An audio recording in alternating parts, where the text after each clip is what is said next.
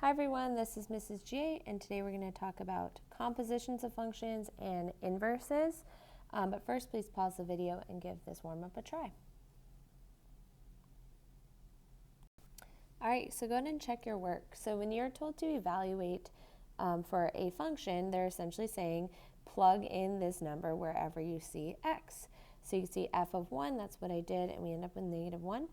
For f of negative 3, did that here. And again, make sure you're following your order of operations. Negative 3 squared is what you need to do first. Then you multiply by 2, and then you subtract 3. Now here, I know it looks a little different because it's not just a value, it's also a variable. But to evaluate, you simply replace x with 2x. So we have 2 times 2x quantity squared minus 3.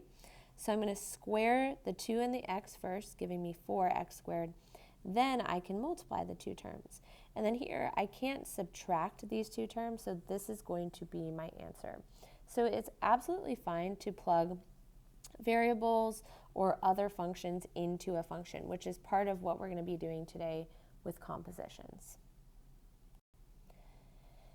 Okay, so compositions of functions, again, is where you are you're essentially plugging a function into another function or a function into itself. So the general rule when you're evaluating a composition of functions is to work your way from the inside out. So here we have two functions defined for us, f of x and g of x. And first we want to find g of f of 4. So the first thing I need to do is find f of 4. So that just tells me to use my f function and substitute 4. So 2 times 4 plus 1. So f of 4 is 2 times 4 is 8 plus 1, so square root of 9, which is 3. So since f of 4 is equal to 3, I can now replace this f of 4 with a 3, leaving me with g of 3. So now I'm going to do the same process. I'm going to plug in 3, but I'm going to do it into my g function. So 3 squared minus 4. So we get 9 minus 4, which is 5. So again, for a composition of functions, you just work your way from the inside out. So let's look at part B. We want f of g of 2. So we're going to start again on the inside, and I'm going to start by finding g of 2. So I'm going to use my g function this time, and I'm going to substitute 2 into the function. So we get 4 minus 4, which is 0.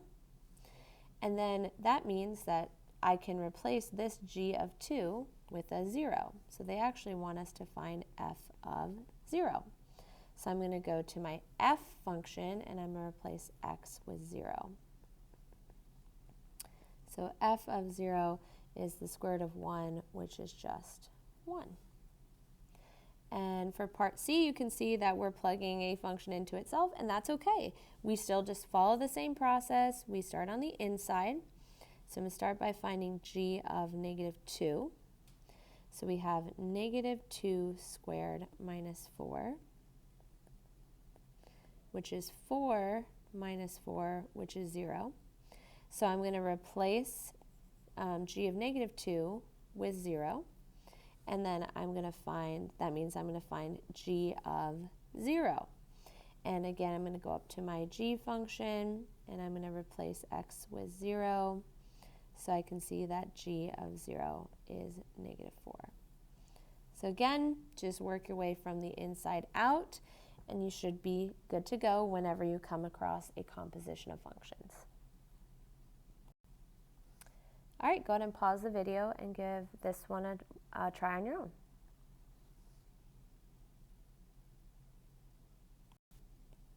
All right, go ahead and check your work here. So for part A, first find f of 2, which is 1, and then you just find g of 1, which is 2.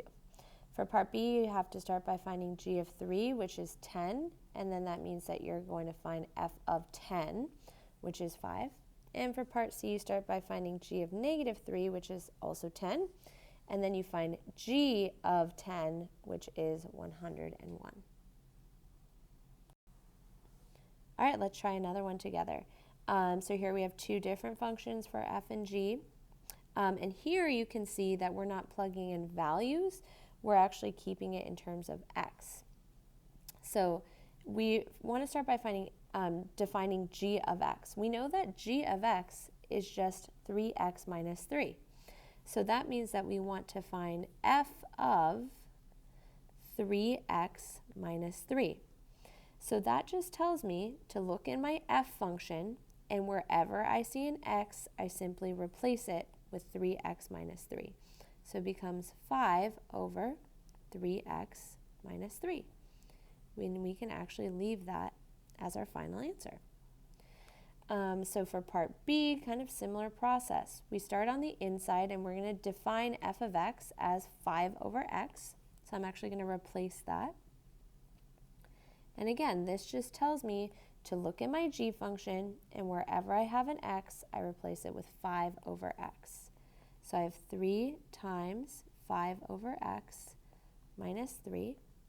So g of 5 over x, here I can multiply the 3 to the 5, so 15 over x minus 3. I can leave this as my final answer. And then last, f of x. So I'm going to replace this inner f of x with 5 over x. That's what f of x is equal to. And then this tells me to look at my f of x function and replace the x with 5 over x. So we have 5 over x. Now here, I can simplify this a little bit. I'm dividing by a fraction. And remember, when you're dividing by a fraction, we really multiply by the reciprocal. So I'm going to multiply by the reciprocal of the denominator, and you can see that the 5's actually end up canceling out, and it just leaves me with x. There you go.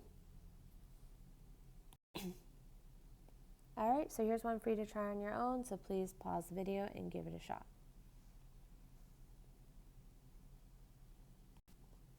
All right, go ahead and check your work. So here I replace g of x with 4x minus 5, which tells me to replace x with 4x minus 5 in my f function. Here I place f of x with 3 over x, and then I substituted that into my g function. And here I placed f of x with 3 over x, and then I plugged that into my f of x function, and then I remembered, oh, when I'm dividing by a fraction, I should multiply by the reciprocal, which allowed me to simplify to x. So now we're going to transition into talking about what are called inverse functions, and we will be using compositions to help us determine if two functions are inverses. So it's important that you know how to do a composition before we start talking about inverse functions. So inverse functions are essentially functions that undo each other. So this symbol right here, this is the notation that we use for an inverse function. I know it looks like we're saying f to the power of negative 1 of x. It does not mean that. We're not raising anything to the power of negative 1. This is simply a notation that means inverse function. And you can read this as f inverse of x, or the inverse of f of x.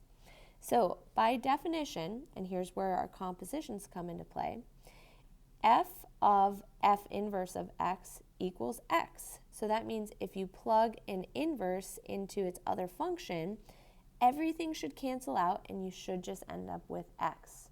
Or you could do it the other way, f inverse of f of x. So if you plug f into f inverse, so you make that composition, everything should cancel out and you should end up with just x. So this is a way that you can check that your functions are inverses. So here's some information that is good to know about inverse functions. So when you have an inverse, everything about the x and y values are swapped. So if you take a function and you list out the x and y values, so the coordinates, your x, y coordinates, and you look at the inverse function. So this function is the inverse of this one. Look at the coordinates. It's the same values, but literally the x and the y values have just been swapped. That will be true for any two functions that are inverses. So if you know a coordinate of f, you would simply swap x and y, and you would have the coordinate of f inverse. So that's a pretty cool fact about inverse functions. It can be really useful when you're graphing or if you're trying to find points on one of your functions. Another fact about inverse functions is that graphically, they are reflected over the line y equals x. So this is the line y equals x, just a linear equation with a slope of 1 that goes to the origin. So if you look, this red line is some function called f, and this blue line is f inverse. And you see that if you folded your paper on this dotted line, your graphs would match because it's reflected over that line. So again, you can confirm graphically that two things are inverses. You can confirm by looking at coordinates, or you can confirm algebraically with this composition of functions. Now let's talk about how to actually find the equation of an inverse function algebraically. It's pretty easy to do. You simply look at your original function and you literally swap the positions of x and y. You literally pick them up and swap them and rewrite the equation. Then, once you've done that, you're going to solve for y. Once you're done solving for y, you should then have your inverse function. So then once you're done, we're just going to make sure we name it properly by calling it f inverse of x to show that we're done. And then we can check to see if it's actually the inverse by using compositions of functions. All right, let's give one of these a try together. So here, let's start by finding the inverse of this function. So the original function is y equals 3x minus 1. Remember, f of x and y are interchangeable. So first thing I'm going to do is I'm literally going to swap the positions of x and y. So I'm going to rewrite it as x equals 3y minus 1. Now, all I need to do is isolate y. So I would add 1 to both sides. X plus 1 equals 3y. So here again, I added 1 on both sides, and then I would divide both sides by 3. Make sure you're dividing the entire side. So that leaves us with y equals x plus 1 all over 3. So I'm done solving for y, so this should be f inverse of x. Let's check. We're going to use compositions to confirm that they are inverses. So for this, we're going to, again, you could plug the inverse of f into f or vice versa. Doesn't matter either way, you only need to do one. So let's plug our inverse function into our original function. So here, again, we think our inverse function should be x plus 1 over 3. So that tells us to go into our original function and replace x with x plus 1 over 3. Now let's start simplifying. So here you can see that the 3's will cancel out. So that leaves us with x plus 1 minus 1. And then you see that the plus 1 minus 1 cancels out. So we're left with just x. So as long as it simplifies to just x, we have confirmed that they are in fact inverses. So now I can go and I can box my answer. So if you do this process, you plug your answer into the original function and you get something other than x, it means that something went wrong. So you need to go back and try again or check your work. All right, let's do one more together. So here we're going to find the inverse of this quadratic. We're going to do it for x values greater than or equal to 0. This isn't super important for you to know at this point. We're just focusing on the basics, but we know that this quadratic function, right, it has a vertex at 0, 2. It looks like this. So we're actually just going to cut this equation in half. We're only going to be working with this half of our equation. The reason for this, again, you'll talk a lot more about this next year in pre-calculus. While this is a function, it passes the vertical line test. this is not a one-to-one function. There's a test for that. It's called the horizontal line test. So if you draw a horizontal line and your graph crosses more than once, it fails the horizontal line test, which means it is not a one-to-one function, not one-to-one, which means that its inverse would not be a function. So we can solve that by just cutting it in half, and then our inverse is going to be a function. So for our purposes, you don't need to worry too much about that. We're just going to focus on the algebraic process, but that's why we're doing it. Okay, so let's follow our process. We get y equals x squared minus 2. So our first step is to literally swap x and y. So I'm going to write x equals y squared minus 2. Now here I'm just going to go through the process of trying to isolate y. So I'm going to start by adding 2 to both sides. So x plus 2 equals y squared. And we know that the way you undo a square is by taking the plus or minus square root of both sides. Plus or minus square root of x plus 2. Now, since we're only using the right side of this graph, that means that we're actually only going to use the positive part of this graph. Again, this is not something you need to worry about too much at this point. So we're just going to take the positive square root of x plus 2. And then I'm going to redefine it as my inverse function, just with that proper notation. So again, yes, when we take the square root of both sides, we should always have a plus or minus. But again, we're only working with the positive half of our quadratic, so we're just going to take the positive square root for our inverse. Now let's take it and check using a composition of functions. So this is saying I'm going to plug square root of x plus 2 into f. So I'm going to replace that x with the square root of x plus 2. So that squared minus 2. And I'm going to start simplifying. The first thing I can simplify out is the square root and the square. So then I have x plus 2 minus 2. And then you see, oh look, plus 2 minus 2 cancel out. So I am just left with x. And that means that our answer is correct.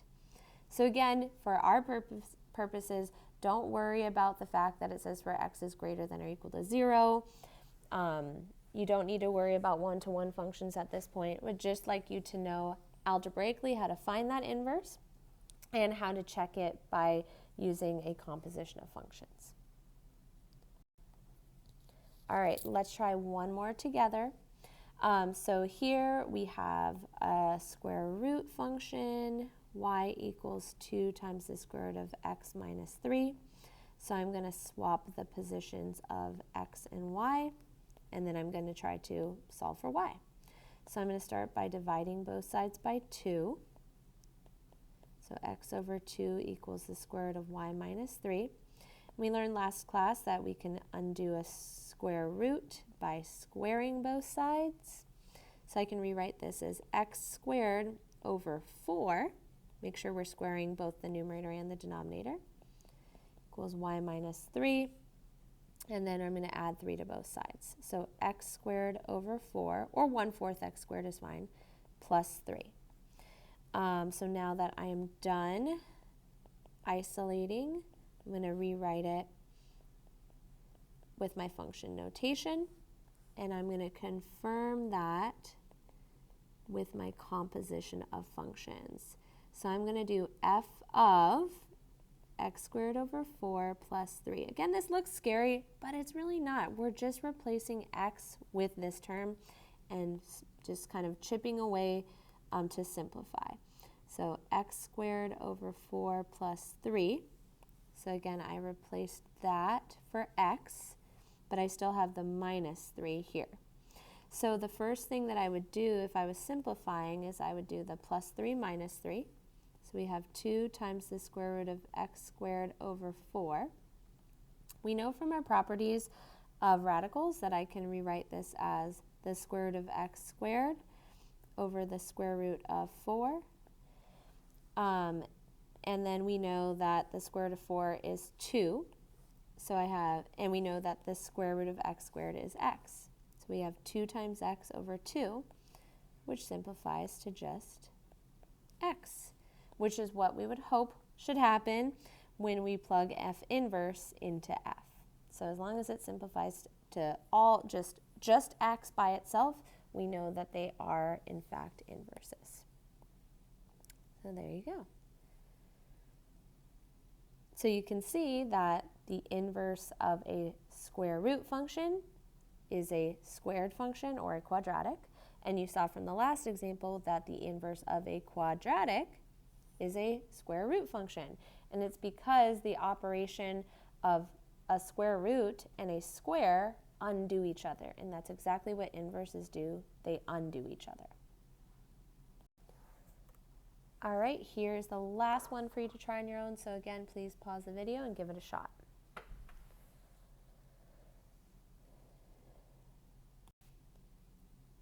All right, go ahead and check your work here. So first, I swapped the position of x and y. You'll notice this time it's y cubed. So first I added 2, and then I divided by 3. And then to clear the cube, instead of taking a square root, we'll take the cube root. So I know this looks like a pretty ugly function, and I know usually we don't leave radicals in the denominator, but for today we can leave it as is. This will be our inverse function. So let's test it. I'm going to plug this into the original function. So you can see that I just replaced x with my cube root. So the first thing I would cancel out is the cube and the cube root. So then it looks like this. Oh, then I see I have times 3 divided by 3. Those will cancel out next. And that leaves me with plus 2 minus 2, which will cancel out last, leaving me with x. And this is how I know that my answer is correct. Alrighty, that is all for today's lesson. Thank you so much for watching.